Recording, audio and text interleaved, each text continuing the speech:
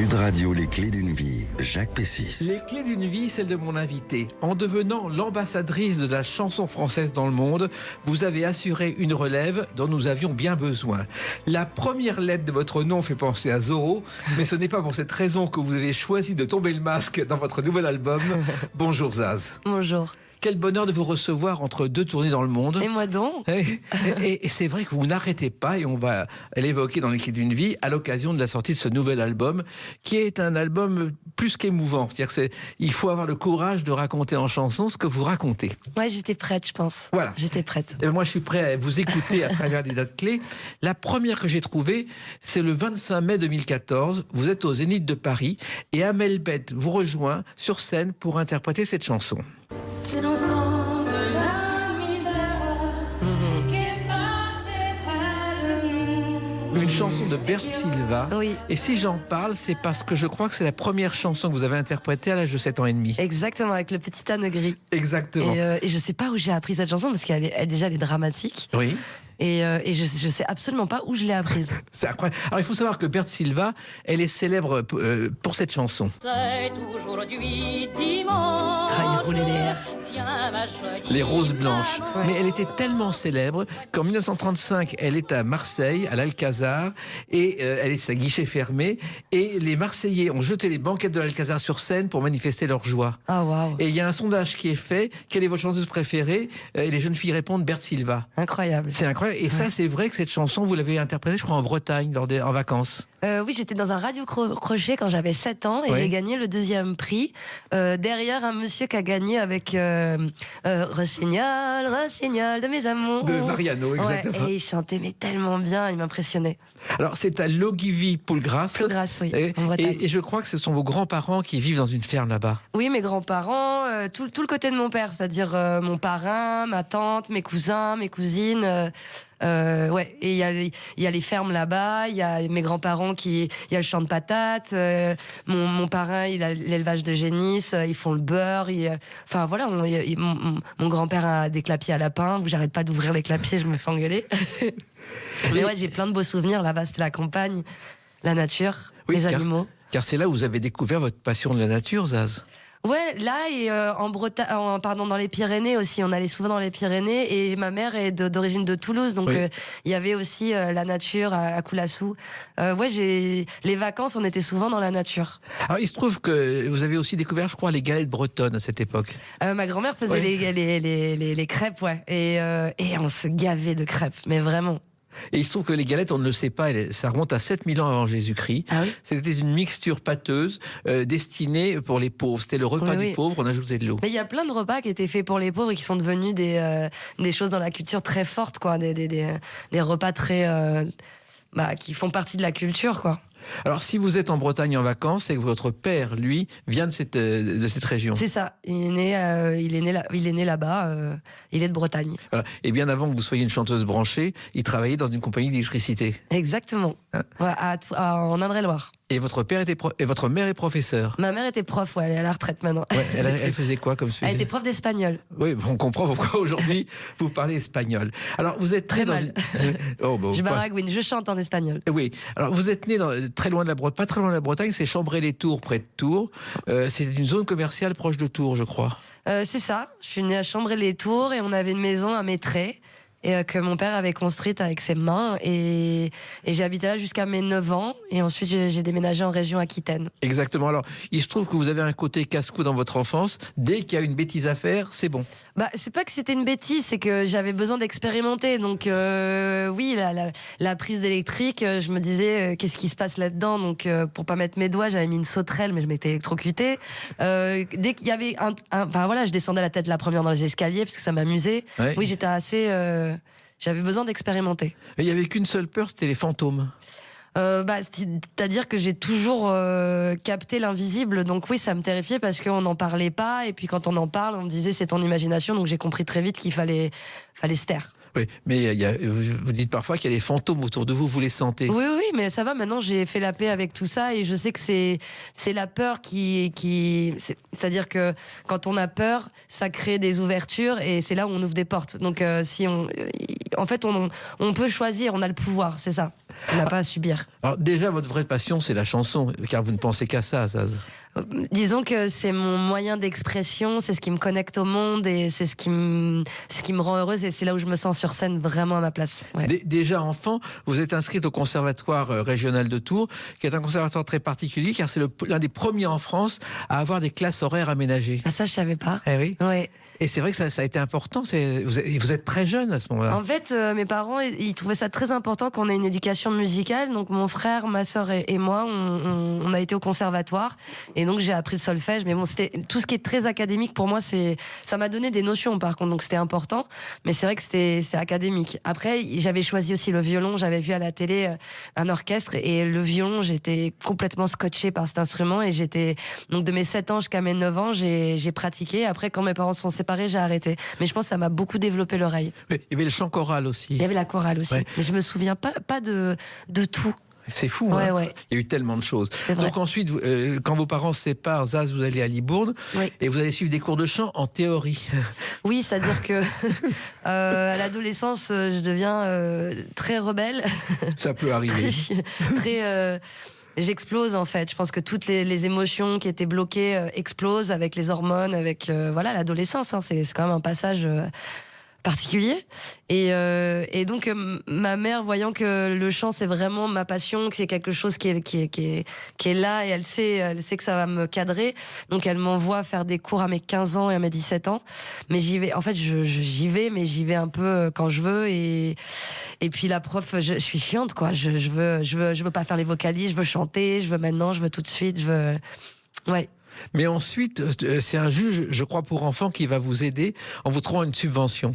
Alors, c'est pas un juge pour enfants. J'avais une juge pour enfants, mais c'est surtout un éducateur à la mission locale de Libourne qui me dit un jour, tu nous casses les oreilles là, à chanter dans les couloirs. Vas-y, on va faire une demande de bourse. Donc j'ai écrit et je suis rentrée directement en deuxième année au SIAM à Bordeaux et dans une école où il y avait plein de musiciens, plein de chanteurs, chanteuses et des ateliers cubains, des ateliers jazz, des scènes ouvertes. J'ai eu mon premier groupe de blues. Donc tout le monde te faisait découvrir plein de musiques différentes. Enfin, c'était fou quoi. J'avais 20 ans. Et vous aviez envie de devenir professionnel ? Bah en fait, la formation était faite pour devenir professionnelle. Donc, fin de formation, j'ai répondu à une petite annonce qui disait cherche chanteuse dans un orchestre. Oui. Et j'ai passé l'audition et j'ai été prise dans l'orchestre Isaradats, qui était un orchestre de 15 personnes où il y avait des chanteuses, des danseuses et ouais, c'était fou. Oui, c'est un orchestre basque qui, d'ailleurs, qui existe toujours aujourd'hui, qui faisait les balles, les soirées, les fêtes. Ouais, c'est ça. On a même fait les fêtes de Bayonne. On a joué sur le stade d'Andaï devant 10 000 personnes et on partait un peu partout et on jouait pendant 5 heures d'affilée. On changeait de costume, je mettais des robes à paillettes. Des fois, le midi, il y avait des choses un peu plus jazz. Eux, ils étaient basques, donc des fois, ils faisaient les chants basques. C'était vraiment une famille, quoi. Et j'ai appris le métier. J'étais payée à chanter. C'était dingue. J'étais payée à chanter. Mais je crois que votre premier cachet, c'est 80 francs ou 80 euros. 80 euros, ouais. 80 francs. Déclaré. Ouais, c'était déclaré. Devant 10 000 personnes. J'ai eu mon intermittence, c'est-à-dire ma formation comptabilisait 30 cachets. Donc du coup j'ai fait 15 dates, j'ai eu mon intermittence. Enfin, c'était dingue d'avoir mon intermittence aussi vite. Mais vous l'imaginiez pas, vous savez, l'argent vous intéressait pas vraiment à l'époque. Bah je pensais pas déjà de chanter et d'expérimenter ce que j'étais en train de faire et d'être payé en plus, je trouvais ça dingue. Mais surtout votre formation musicale est incroyable parce que vous aimez aussi bien Vivaldi qu'Ella Fitzgerald qu'Enrico Macias. Bah disons que petite, on écoutait pas énormément de musique à la maison, mais il y avait les 4 saisons de Vivaldi dans le camion. Quand on partait en vacances, il y avait, en tout cas, c'est ceux qui m'ont marqué. Sûrement, on écoutait autre chose, mais et il y avait Enrico Macias. Après, ma sœur écoutait plein de chansons de musique aussi, Mylène Farmer, du Jean-Jacques Goldman, il y avait plein de choses très différentes en fait. J'écoutais AA à la radio, j'enregistrais les chansons qui passaient à la radio. Tu sais, on mettait rec sur des cassettes et donc AA, Ziggy Stardust. Il y avait des choses très très différentes. J'écoutais plein de choses différentes. Et ensuite, il y a eu un groupe pour lequel vous avez travaillé, c'est Red Ice, un groupe de rock. Oui, alors j'ai eu 50 Fingers, qui était le premier groupe que j'ai eu à cette formation, et ensuite je suis rentrée dans un autre groupe de blues qui s'appelait Red Ice. En écumant les balles, on apprend son métier. Ah oui. Ah bah oui, puis moi j'ai appris à rouler des câbles, on montait le matos, la première année que je faisais, on montait le matos, on démontait le matos, on finissait à 8h du matin, et après moi je prenais un train où je devais aller à Bordeaux, mais des fois je me réveillais à Paris parce que je m'étais endormie, donc oui, on apprend plein de choses, ouais. Et Don Diego aussi, qui était un Et groupe. Don Diego après, parce que j'avais envie en fait j'ai décidé d'arrêter le bal parce que c'était des reprises, et j'avais vraiment envie de faire de la composition. Et donc j'ai arrêté, on m'a dit mais Isa, comment tu vas faire ton intermittence? J'ai dit oui, mais je m'ennuie quoi. Donc la deuxième année je m'ennuyais, et donc j'ai demandé à la vie, je dis je veux un groupe de compos, et je me rappelle on m'a appelé, on m'a dit on cherche une chanteuse pour remplacer celle qui part, et on fait de la musique franco-espagnole, arabo-andalouse, enfin il y avait plein de rythmes différents. Je dis je sais que c'est vous. Me dit attends, calme-toi, on va déjà te rencontrer et passer l'audition. Et je dis je sais que c'est vous, et puis je suis rentrée dedans. Et vous avez fait les premières parties de Bernard Lavilliers Aussi, Yuri Bonaventura, Ouais. qui est une star en Colombie. On l'a reçu dans Les Clés d'une vie, Oui. qui est incroyable. Et j'ai fait un duo avec lui aussi. Exactement. Je n'avais jamais ôté mon chapeau. Il m'a invité sur un de ses albums, que j'adore, Yuri. Il est fou. Il a une Cette énergie. chanson, c'est Je me suis fait tout petit devant une poupée, c'est ça? Oui, c'est ça, ouais. Et c'est une des premières chansons de Brassens Oui. qu'il a signées à partir d'un amour qui a existé d'ailleurs. Ah oui, Voilà, ça je connais pas toute l'histoire. C'est d'autres histoires. En tout cas, ça, c'est le début de votre parcours. Et il y a une autre date que j'ai repérée dans ce parcours, qui est le 13 juillet 2010. À tout de suite sur Sud Radio avec Zaz. Sud Radio, les clés d'une vie. Jacques Pessis. Sud Radio, les clés d'une vie. Zaz, mon invité. Depuis le temps qu'on vous attend dans les clés d'une vie, entre deux tournées dans le monde, vous êtes là aujourd'hui. Je suis ravie. Sain et sauf, on en parlera tout à l'heure, votre nouvel album. Oui. J'en reviens au 13 juillet 2010, car au Francofolie ce soir-là, il se passe un événement. Vous y êtes passé quelques jours plus tôt, je crois le 8 juillet, dans la salle de théâtre, et ça a tellement marché qu'on vous a donné un quart d'heure sur la grande scène. Ah oui, c'est vrai, j'avais oublié ça. Ah, c'est fou, Ah hein. oui, c'était fou, ouais.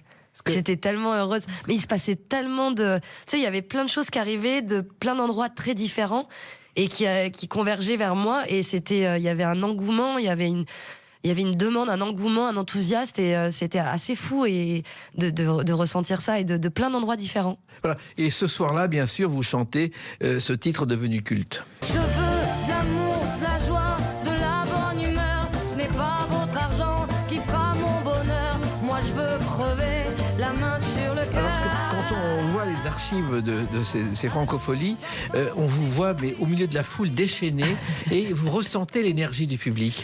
Oui, bah, ça a toujours été ma manière, c'est-à-dire que je suis très très empathique, je ressens beaucoup les choses et j'adore, je suis quelqu'un de généreux, j'adore dans le chant, il faut que ça fuse, il faut que ça touche, il faut que ça rentre dedans et c'est ma manière. D'ailleurs, j'ai appris aussi à accueillir. Maintenant, avec le temps, j'apprends à accueillir aussi et c'est plus équilibré maintenant.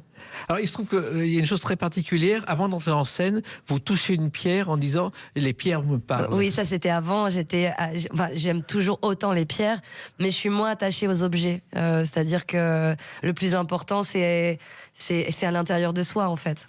Alors, Je veux a changé votre vie. Moi, je me souviens de Shabada où j'étais chroniqueur. Oui. Votre première télé. Oui. Dans les coulisses, on disait mais qu'est-ce que c'est que ce phénomène? Personne ne vous connaissait et on Oui. ressentait qu'il allait se passer quelque chose. Vous le ressentiez vous-même? Oui, moi je sentais. En fait, c'était vraiment fou. Il se passait et je sentais parce que ça arrivait de plein d'endroits différents, comme je vous l'ai dit. Et on sentait qu'il y avait quelque chose qui arrivait. Et en plus, moi, depuis que je suis petite, je savais que j'allais être connue pour retrouver des gens et changer le monde. C'était mon truc dans ma tête. Bon, j'ai compris que j'allais pas changer le monde, mais que j'allais pouvoir, moi, me transformer pour irradier. Voilà. Il se trouve que j'ai fait les comptes, il y a eu 2 500 000 albums de Je veux et 1 milliard de vues sur Internet. C'est quand même exceptionnel. Ouais, 5 millions d'albums de vendus avec tout, c'est assez fou. Ouais. Et en même temps, il y a eu le prix de l'Académie Charles Cros, il y a eu une victoire de la musique, Ouais, j'ai eu plein de prix, chanson de l'année, Ouais. prix de la nouvelle scène, prix du public. Bah, c'est inimaginable. Ouais, c'était. Je me rappelle, j'avais plein de prix. J'étais très gênée parce que je savais. Enfin, c'était très bizarre. Je savais pas comment du tout accueillir et j'étais presque. Ouais, j'étais gênée en fait de tous ces prix, de tous ces disques d'or. J'arrêtais pas de recevoir des trucs. J'étais très mal à l'aise en fait et donc du coup Et avec le recul, je me dis, mais c'était beaucoup, quoi. C'était beaucoup. Oui, mais c'était mérité. Bah, je pense qu'il y a plein de gens qui méritent. C'est juste que j'avais du mal à accueillir, moi. Mais aujourd'hui, j'accueille beaucoup mieux. Alors aujourd'hui, je crois que Zaz, tout a commencé par une petite annonce qui demandait une chanteuse à la voix particulière. Oui, c'est ça. En fait, je venais de quitter un endroit où j'étais un peu... j'étais là depuis 1 an et demi. En fait, je me sentais plus à ma place. Et donc, je suis partie. J'ai trouvé un autre endroit dans un piano-bar.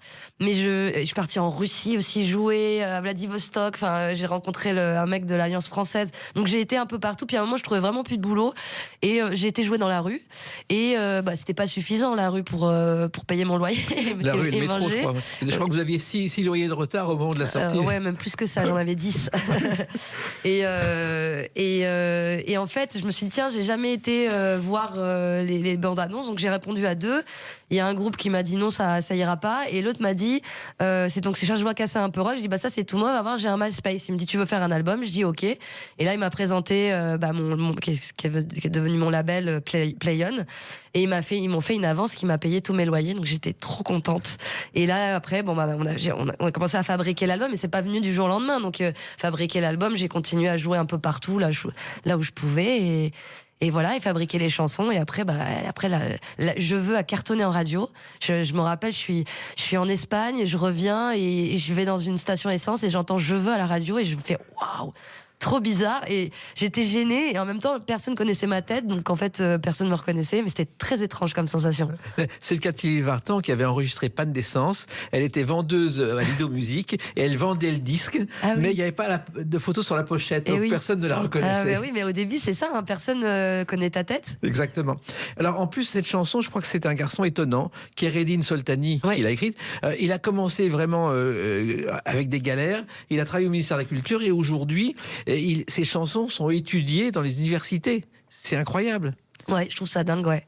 Et c'est lui qui vous a proposé cette chanson. Et cette chanson, elle vous correspondait parfaitement. En fait, on vivait un peu la même chose, c'est-à-dire de pas rester. Moi en tout cas, pour ma part, c'était ça, c'est de ne pas rester dans un endroit, de ne pas se servir de l'argent comme d'une sécurité. Et de pas se laisser enfermer là-dedans, et de pas puis dans la société où on nous fait croire qu'il faut avoir telle chose pour se sentir bien, telle chose. Évidemment que on aime tous les beaux hôtels et on a tous envie moi j'adore la mode, donc il y a des choses très belles et on a envie, mais en fait quand ça devient quelque chose qu'il faut absolument pour se sentir bien, ça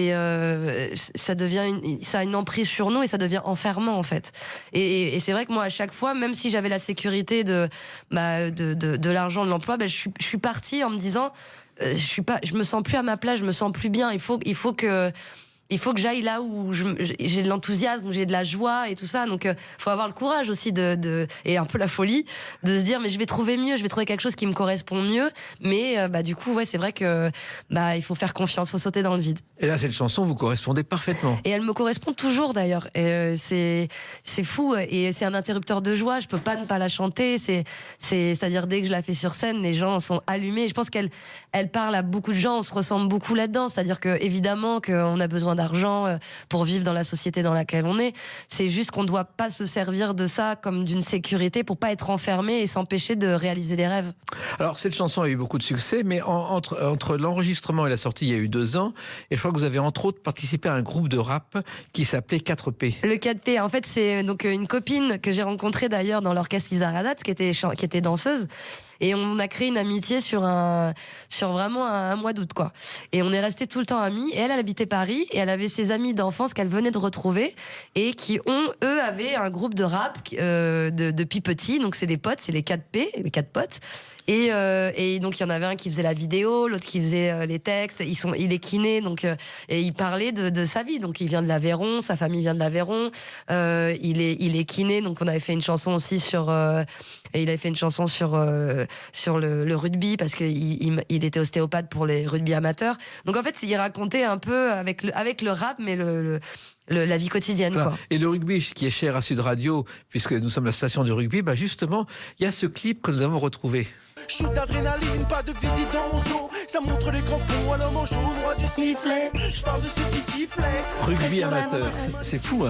Ouais, j'adore ce clip, il est génial, il est drôle. En plus, on s'est marré à le faire. Enfin, de toute façon, tout ce qu'on faisait ensemble, à un moment, ils n'avaient pas de chanteuse. Et moi, ils me disaient, vas-y, fais les refrains. Donc, je faisais les refrains. Et puis après, très vite, j'ai explosé avec l'album. Et donc, je pouvais plus tout faire, quoi. C'était, j'ai dû partir. Mais je me suis fait tuer par la nouvelle chanteuse. Il y a un clip qui s'appelle, je me rappelle plus, mais où je suis dans un avion. Et la nouvelle chanteuse arrive et elle m'étrangle avec le téléphone et elle prend ma place. Oui, ben voilà. Ça ne vous a Mais il y pas... a beaucoup d'humour, quoi. On se marrait vraiment. Vous avez pris votre envol autrement que par avion, en quelque sorte.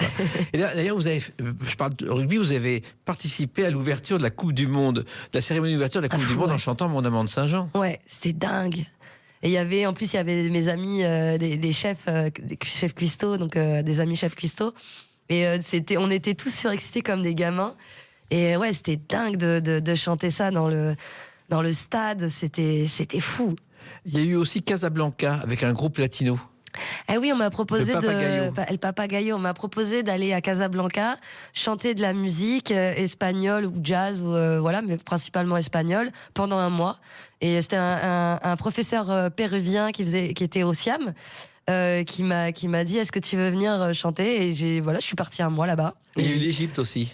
Et alors ça, l'Égypte, c'était avec ma copine, l'autre danseuse que j'avais rencontrée à Izaradat, qui est toujours une de mes meilleures amies. Et en fait, une des chanteuses était malade. Elle me dit, j'ai un truc à faire en Égypte. Est-ce que tu veux la remplacer? Donc je suis partie là-bas, ouais. Et ben voilà. C'est fou parce qu'en plus, au milieu de tout ça, vous chantez dans les rues de Montmartre. Oui, c'est ça. Bah ouais, je chante là où on veut bien de moi, ou même je m'impose, parce que dans les rues, des fois, les gens te disent « Tu nous casses les oreilles !»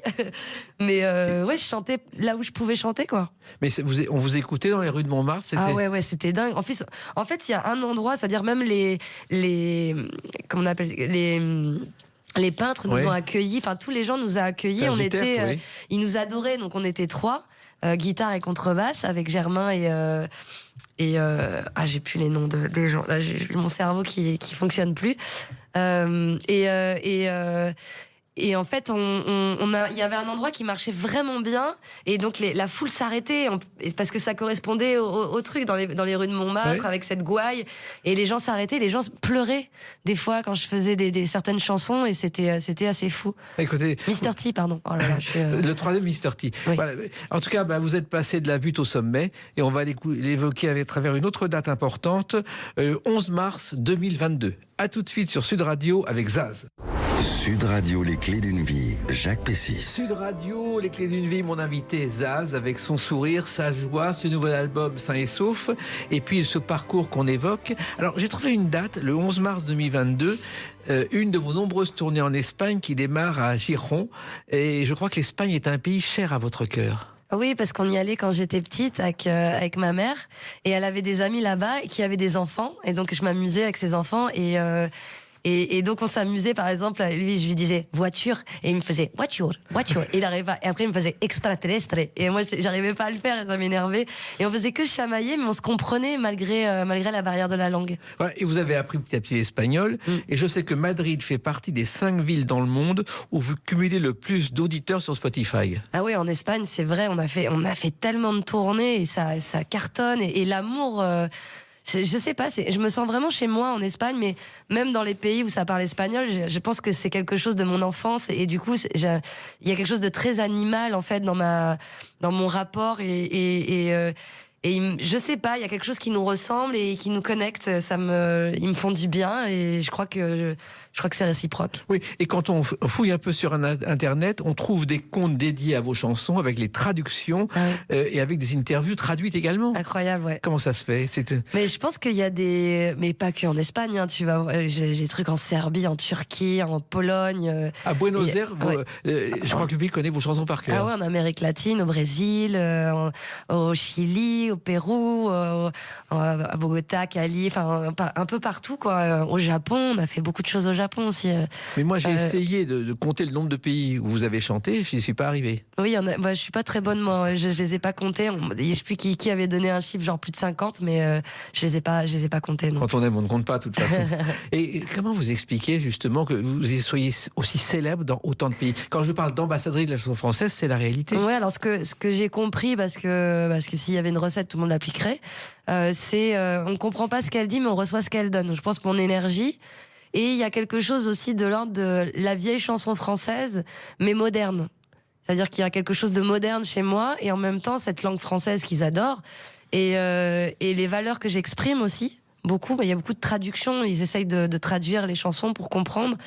Et voilà, je pense que... Et puis on se ressent, je pense qu'il y a quelque chose l'énergie, quoi, l'émotion. Le public vous ressent, mais toutes les générations sont dans la salle. Ouais, c'est vrai qu'il y a plein de générations différentes, ouais. Et le premier pays qui vous a ouvert les portes, je crois, c'était l'Allemagne. L'Allemagne, mais encore aujourd'hui, c'est fou là. On a toute une tournée au mois de décembre qui est quasi, qui est complète et ils sont très mélomanes, c'est-à-dire que j'ai pas aussi le même rapport à l'étranger qu'à la France. J'adore jouer en France, mais c'est vrai que quand c'est sa propre langue, on n'a pas le même rapport. C'est comme nous, quand des gens qui parlent une langue étrangère viennent dans notre pays, on ressent les choses différemment. On perçoit la culture à travers notre prisme. Enfin, je sais pas, c'est différent, quoi. Oui, et puis en plus, vous avez une particularité qui est de chanter une chanson au moins dans la langue du pays où vous êtes. Alors, je chante pas une chanson, mais à chaque fois que je vais faire un concert à l'étranger, j'ai des phrases.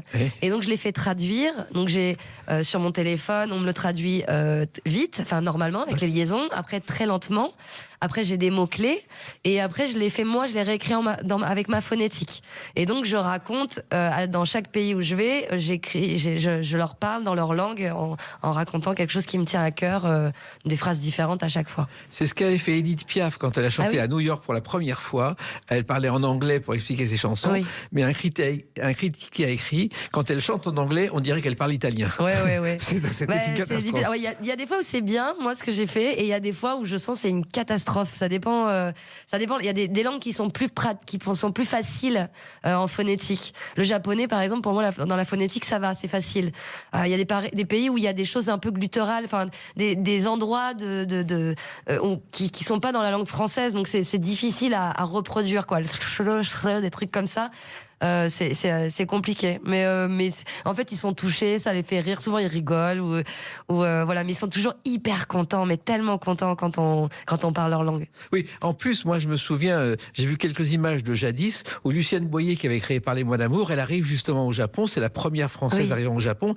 L'aéroport était fermé tellement il y avait de gens qui les attendaient. Ouais, c'était des dieux vivants. Ouais. Moi, j'ai vu ça au Chili. Ils sont arrivés au Chili la première année où j'y suis allée. Et il y avait tout un groupe et ils chantaient Je veux, mais hyper fort. Et moi, j'étais décalquée. Je sortais de l'avion. On avait enchaîné avec je sais plus combien de pays.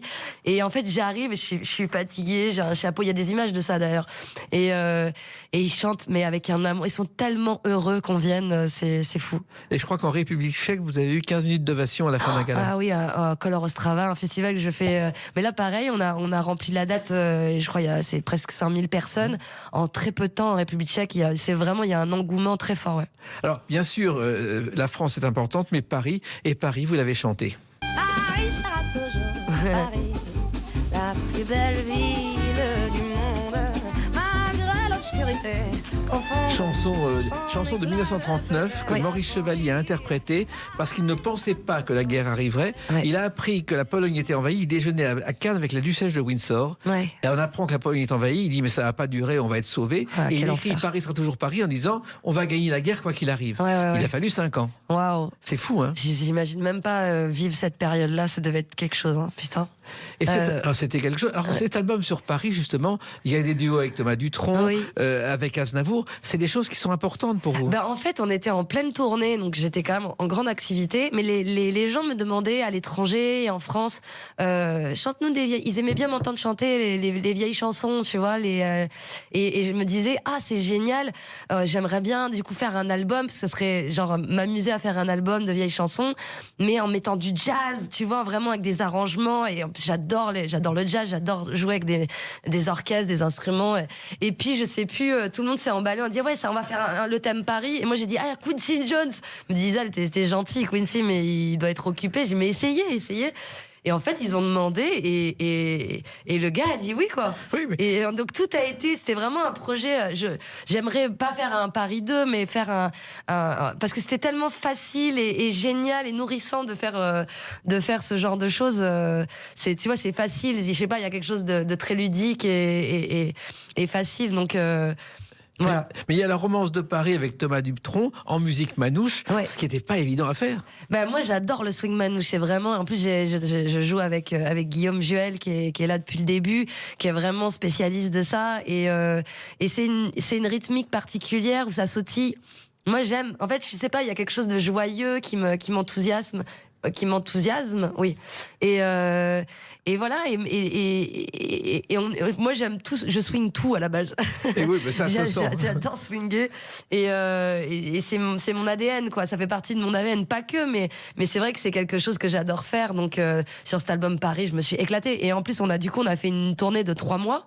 On a été pris dans plein de festivals de jazz. On a même réussi à faire Marciac en France, où il y avait même des gens qui faisaient des pétitions, qui comprenaient pas pourquoi je faisais ça, et à la fin ils venaient me voir en disant mais on savait pas, et parce que j'avais vraiment joué avec un orchestre, avec des musiciens de jazz exceptionnels, et je me suis éclatée. C'était un grand kiff.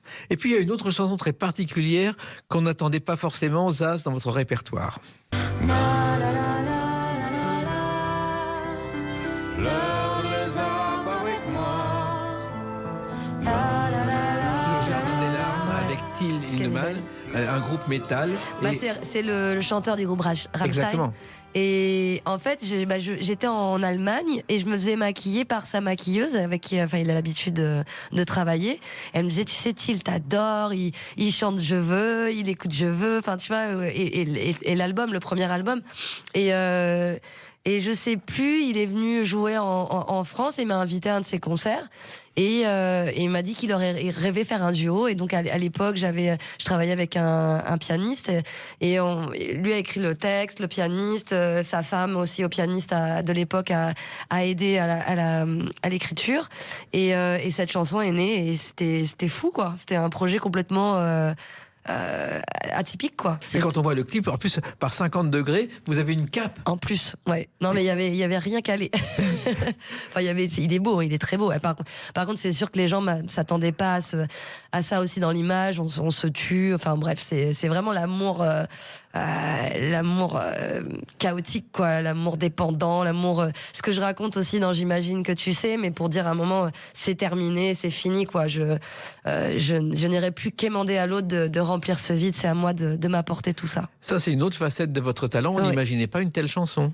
J'imagine que tu sais. Oui. Bon, pour moi, c'est évident, mais peut-être que les gens sont surpris. Mais c'est vrai que j'aime faire tellement de choses différentes. Mais toutes les participations avec Véronique Sanson, Boulevard Désert, Big Flo, vous n'arrêtez pas, dès que vous avez un moment, de participer. J'aime échanger et j'aime partager. Donc c'est sûr que quand les gens me font des propositions et qu'en plus j'aime l'humain, j'y vais, ouais. Voilà.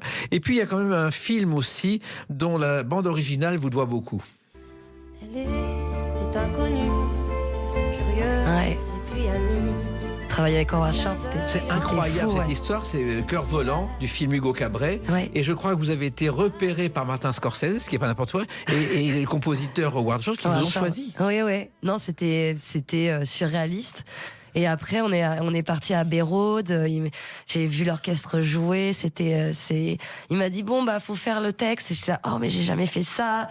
Et je me suis dit essaye. On te demande de faire un truc. Si t'essayes pas, tu pourras pas savoir. Donc c'était fou. Mais c'est insensé. En plus, Russell Crowe a dit qu'il vous adorait, qu'il connaissait vos chansons par cœur. Ouais, ça c'était fou. Pareil, il passait à Canal et moi j'étais au Brésil à ce moment-là. Il me dit, il faut que tu fasses une vidéo pour Russell Crowe parce qu'il passe et il t'adore et machin. Et j'ai dit, ok. Donc, c'était le matin, j'avais la tête, j'avais fait, bon, c'est quand tu veux un trek avec toi. Et ouais, il m'est arrivé de toute façon, tout dans ma vie, j'ai eu beaucoup d'épreuves difficiles, mais j'ai aussi beaucoup de choses très surprenantes, magiques, et ma vie a toujours été faite d'intensité et de choses assez surprenantes. Voilà. Et le plus surprenant aussi, c'est assez récent, parce qu'on vous attendait aussi là-dessus. Oui. Car juré dans le Vox, dans le fauteuil rouge, vous ne vouliez pas au départ. Non, parce que je suis pas très. J'ai du mal avec les caméras et tout ça, et être surmédiatisé. Enfin, ça allait passer tous les week-ends. Et en fait, mon management m'a dit, mais rencontre l'équipe. Et donc je me suis dit, moi j'aime rencontrer les gens, et puis j'aime manger. Donc on s'est fait un repas, on a discuté. Et en fait, ça m'a allumé dans le sens où j'ai eu de la joie à me projeter. Je me dis, ah tiens, c'est marrant, j'avais pas vu ça sous cet angle. Et je me suis dit, pourquoi pas, en fait.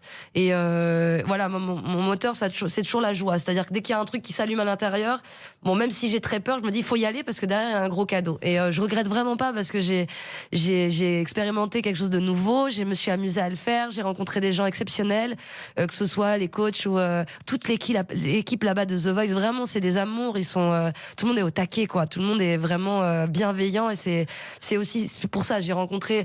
La bienveillance pour moi est vraiment le critère de base, quoi. Oui, et puis les talents que j'ai rencontrés. Oui, parce que vous parlez de talent et pas de candidat, ce qui est très particulier. Oui, parce que c'est des talents, c'est des humains qui se développent et qui ont une passion, et voilà, on est là pour les accompagner, et c'est pas une fin en soi. C'est-à-dire que c'est vraiment un passage. Tu passes dans The Voice alors t'es mis en lumière, que tu gagnes ou que tu gagnes pas, c'est une expérience qui est hyper riche, et il faut le prendre vraiment comme ça, comme une expérience. Voilà. Et comme toute nouvelle aventure vous tente, vous avez continué, et on va évoquer cet album à travers la date de sa sortie, 19 septembre 2025. Ouais. À tout de suite sur Sud Radio avec Zaz. Sud Radio, les clés d'une vie, Jacques Pessis. Sud Radio, les clés d'une vie, mon invité Zaz. On a évoqué votre parcours fait de haut et de bas, de surprises, mais toujours avec la joie et le sourire que vous avez conservé. Et notre bonheur, c'est que le 19 septembre 2025 est sorti un album sain et sauf, et une des chansons porte ce titre. Mon amour, regarde à quoi il joue. Toi et moi, comme on n'a jamais été, mon amour, entièrement nous. Alors le titre Sain et Sauf, il n'a pas été choisi au hasard pour cet album. Non, parce qu'on hésitait avec Au Pays des Merveilles, mais finalement tout ce qui résume tout ça, c'est plutôt Sain et Sauf que Le Pays des Merveilles. Oui, parce que votre vie, tout va bien, mais tout aurait pu aller très mal si vous n'aviez pas eu cette foi et cette énergie. Plein de fois, tout a été très mal. Oui. Mais j'ai réussi à renaître à chaque fois, et à trouver des outils, à m'inventer des portes, à m'inventer des sorties de secours. Et je pense que j'ai une volonté, une détermination, et je suis têtue, quoi. Donc quand je décide quelque chose... Mais ça a été, j'ai vécu beaucoup de choses assez dures, mais en même temps, c'est ce qui fait ce que je suis aujourd'hui, et quelque part, je chanterais pas comme ça, je serais pas consciente de tout ce qu'est la vie si j'avais pas traversé tout ça non plus. Alors, c'est une nouvelle vie, c'est une renaissance, parce qu'il y a une nouvelle maison de disques. Oui. Et puis, il y a des nouvelles chansons qui ont été enregistrées en Belgique, que vous avez rodées sur scène avant de les enregistrer, ce qui n'est pas si courant. Oui, ça faisait très longtemps que j'avais envie de tester d'abord les chansons sur scène avant d'enregistrer, pour qu'elles aient de la consistance, pour que je sois libérée du texte, et pour que je puisse comme passer une dimension... d'une autre dimension dans les chansons, parce qu'à chaque fois, quand on a expérimenté la scène, les chansons deviennent plus ancrées, plus fortes. Il y a plus de, je sais pas comment dire, elles sont plus incarnées, et il y a plus d'énergie dedans. Et à chaque fois, je me dis, ah merde, pourquoi on les a pas faites, on les a pas enregistrées après, quoi. Et là, on a eu cette possibilité. Donc j'ai été dans des clubs, des petits endroits, même une église à Hambourg. Il y avait d'ailleurs, les gens pouvaient pas tous rentrer, donc il y avait plein de gens qui attendaient dehors, derrière la porte. Il faisait hyper froid. Je me disais, mais les pauvres, c'est horrible, ils sont derrière. Mais voilà, c'était comme ça. Et j'étais trop contente de faire ça, parce que vraiment, ça ça a gagné en substance dans les chansons, dans l'album. Vous savez que c'est une tradition que faisaient jadis les chanteurs. Ah oui. Soit Trenet, Piaf et quelques autres, ils enregistraient les chansons, après les avoir rodées sur scène pendant des mois. Bah ouais, mais c'est une bonne chose, je Et pense. ça fonctionnait comme Ouais. ça. Ils changeaient quelquefois les paroles, la musique, le Ouais. rythme. C'est très particulier. Ouais, c'est ça. Puis t'as digéré quelque chose, tu vois, donc tu l'incarnes différemment. Alors, il se trouve que cet album aussi, vous tombez le masque. C'est-à-dire, vous vous racontez pour la première fois, et c'était pas évident, parce que ça, on découvre une autre Zaz derrière le sourire. Oui, je pense qu'on me découvrait déjà avec Ébloui par la nuit Ouais. et tout ça. Les gens ressentaient les choses, mais peut-être plus inconsciemment et avec le cœur. Là, c'est sûr qu'il y a les mots qui vont sur l'émotion. Et voilà, je pense que j'étais prête. Je crois qu'avant, j'aurais pas pu chanter ça parce que j'aurais été attaquable. Et il n'aurait pas fallu qu'on puisse m'attaquer là-dessus parce que ça m'aurait fait trop de mal. Là, je suis claire avec moi-même, donc je suis claire. C'est-à-dire que vous avez rencontré des auteurs et vous leur avez raconté votre vie en parlant longtemps pour qu'ils écrivent les chansons. Oui, principalement avec Noé Préchoff. On a beaucoup passé de temps ensemble à dire. Et puis c'est un auteur incroyable, un compositeur et un médium parce qu'il a réussi à vraiment capter l'essence de ce que j'ai raconté, de ce que je lui ai raconté. Et il y avait des thèmes que j'avais envie d'aborder qui étaient importants comme un enfant pour toujours qui est sur le syndrome du gisant. Et quand un parent perd un enfant décède et en fait l'enfant qui arrive derrière c'est comme un enfant de remplacement et donc c'était important pour moi de raconter ça par rapport à mon histoire dans ma famille. En fait il y a beaucoup d'enfants morts et d'ailleurs je me suis rendu compte que dans plein de familles il y a des enfants morts et bref c'était le thème du pardon, le thème de la dépendance aussi, les thèmes du deuil, les thèmes voilà avec Barcella aussi le sourire parce que je disais mais on me reproche des fois d'être joyeuse mais c'est un vrai travail pour moi. Je suis pas insouciante, je suis pas inconsciente de ce qui se passe dans le monde, bien au contraire c'est presque un acte politique pour moi. C'est un vrai taf de justement de garder cette fréquence de joie parce que c'est si je suis victime et si je rentre dans l'angoisse et la peur et je vais pas aider en fait et je vais pas m'aider, je vais pas aider le monde, donc c'est un vrai choix. En tout cas, ce sourire, justement, Mon sourire, c'est l'une des chansons de cet album, Sain et Sauf. N'est que mon sourire pour effacer nos larmes brûles, pour soulager nos maux d'enclume et chanter nos vies de poussière. Rien que ma joie de vivre à offrir aux enfants de lune, puisqu'ici-bas tout se résume à chercher en nous la Ce lumière. sourire, vous le reprochez parfois, Zaz. Oui, je pense qu'il y avait un côté... mais je l'étais quand je suis arrivée à 30 ans, j'étais encore naïve, mais j'ai toujours eu cette part d'enfant très forte chez moi et je l'enlèverai jamais parce Non, que vous l'avez c'est... encore. Oui, mais je l'aurai toujours et Mais heureusement. c'est pour ça que vous êtes comme ça. Exactement. Mais je pense que je renvoyais à des gens quelque chose qui supportaient pas pour certaines personnes. Après, il y a plein de gens qui m'aiment pour ça. Oui, en même temps, certains vous ont fait des reproches, vous avez rien dit, mais ça vous a blessé quand même moralement. Ouais, bon, j'ai dit même. J'ai dit, je me positionnais, mais c'est vrai que maintenant je suis moins en réaction en fait, parce que je me connais mieux. J'attends. Enfin voilà, le monde est. De toute façon, il y aura toujours des gens pour juger, critiquer, et quelque part, c'est pas moi qui critique, c'est le filtre qu'ils mettent sur moi, c'est la projection qu'ils mettent sur moi, donc je les laisse. Laissons-les, chantons. Voilà, je vais pas Moi, le plus important, c'est de prendre soin de moi et voilà, et de construire, de me faire du bien, de me préserver aussi. Oui, prendre soin de vous, quelquefois, vous avez travaillé jusqu'à l'évanouissement. Il y a eu des pompiers qui sont venus vous réveiller certains jours. Oui, il y a eu disons qu'au début, je savais pas. En plus, j'ai une capacité à endurer qui est assez exceptionnelle. Ouais. J'ai une bonne endurance, mais c'est vrai que je me préservais pas du tout et puis j'allais au bout du bout, et vu que j'ai beaucoup de boue, ça allait jusqu'à ce qu'à un moment ça pète quoi. Et je crois qu'il y a des pompiers qui vous réveillaient et qui vous demandaient des photos dédicacées. Oui, ça m'est arrivé d'avoir des gens qui me reconnaissent et qui me demandent des choses, oui. Alors, il y a une autre chanson, Confession, qui est très émouvante dans cet album.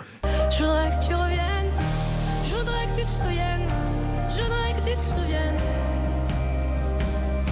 Je voudrais que tu redescends, que vraiment tu m'entends, que vraiment tu m'entends.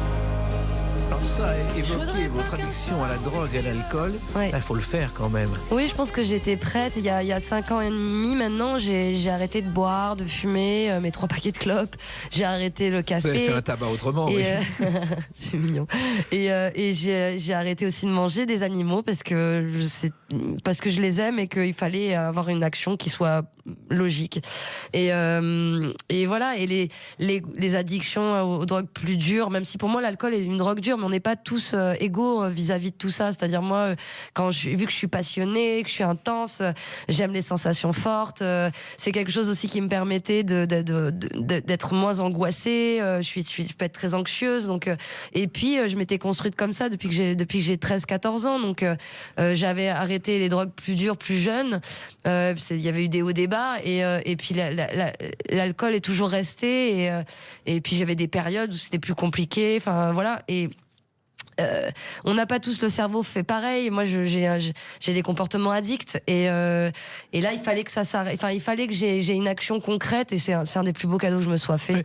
Mais ça ne se voyait pas quand vous étiez angoissé ou quand vous aviez de l'alcool. Ça ne se voyait pas. Je vous ai croisé plusieurs fois. On n'aurait jamais imaginé ça. Ouais, je pense que j'ai une capacité aussi à montrer ce que j'ai envie et après les gens le voient pas parce que quand t'es sur scène ou quand puis les gens te connaissent pas vraiment. Ouais. Donc après les gens qui me connaissent vraiment s'inquiétaient quand même. Et puis tu vas au bout du bout, enfin tu te fais du mal, le corps à un moment. Bon, j'ai une capacité aussi à encaisser beaucoup et puis ça m'amusait aussi. Enfin voilà, je m'amusais, je faisais la fête. Mais il y a des moments où c'est pas drôle, tu vois, et ça les gens le voient pas. Et c'est le Covid qui a tout arrêté. Oui, j'ai eu un Covid vraiment vénère et j'ai eu peur même. Et donc j'ai fait un jeûne de 3 jours où j'ai arrêté de boire. Enfin si, j'ai bu mais je mangeais plus.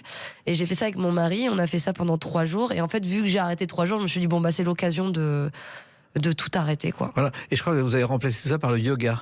J'ai remplacé ça par le sport.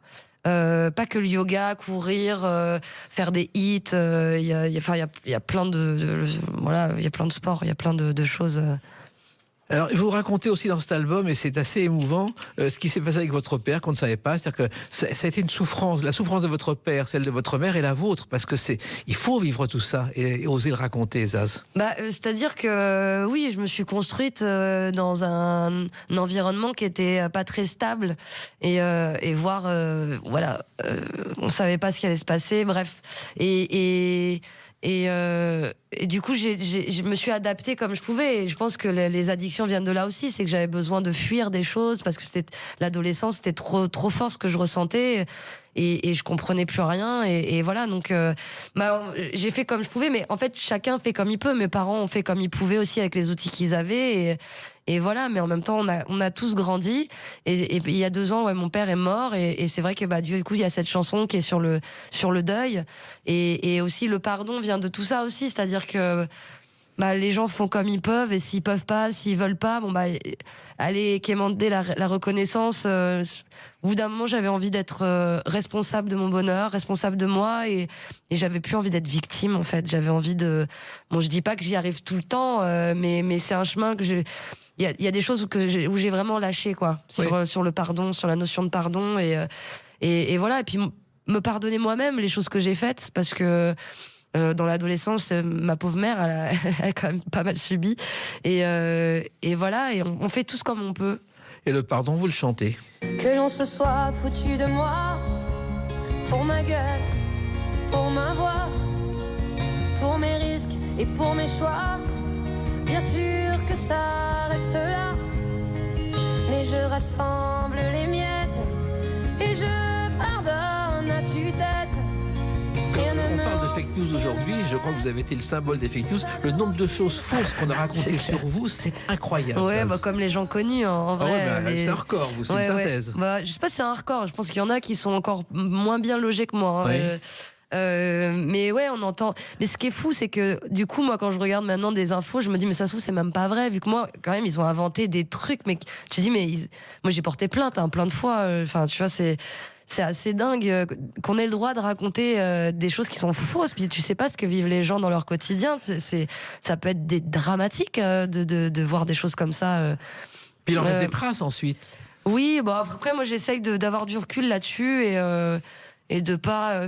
Franchement, depuis 15 ans, j'ai quand même bien grandi là-dedans. J'ai plus envie d'être atteinte. Il y aura toujours des choses, à partir du moment où t'es médiatisé, il y aura toujours des gens qui inventeront, ou qui diront des choses néfastes ou méchantes.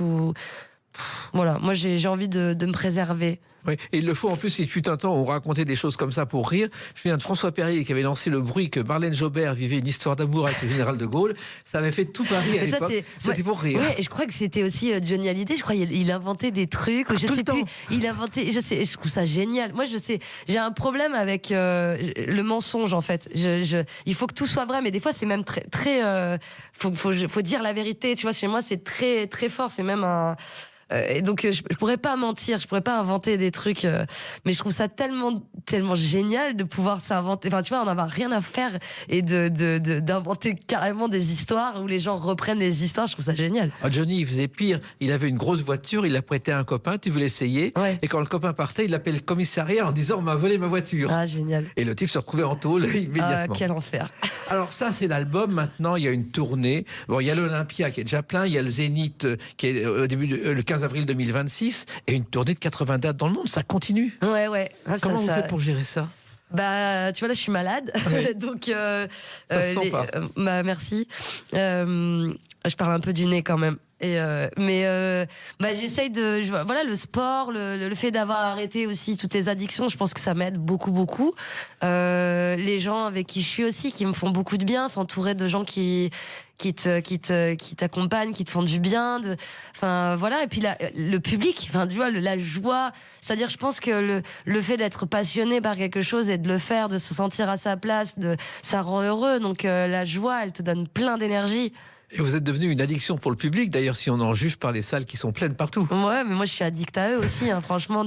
Et le privilège que j'ai de pouvoir voyager partout, j'adore le voyage en fait, j'adore découvrir les cultures, c'est vraiment un privilège quoi. Le privilège, c'est de vous avoir reçu aujourd'hui entre deux tournées dans le monde, dans les clés d'une vie, pour cet album Sain et Sauf, qui est une fois plus un album réussi. Merci et qui beaucoup. vous correspond parfaitement. Oh. Donc ne changez rien, continuez comme ça avec votre sourire, Zaz. C'était un plaisir de partager. Merci. Merci à vous. Les clés d'une vie, c'est terminé pour aujourd'hui. On se retrouve bientôt. Restez fidèles à l'écoute de Sud Radio.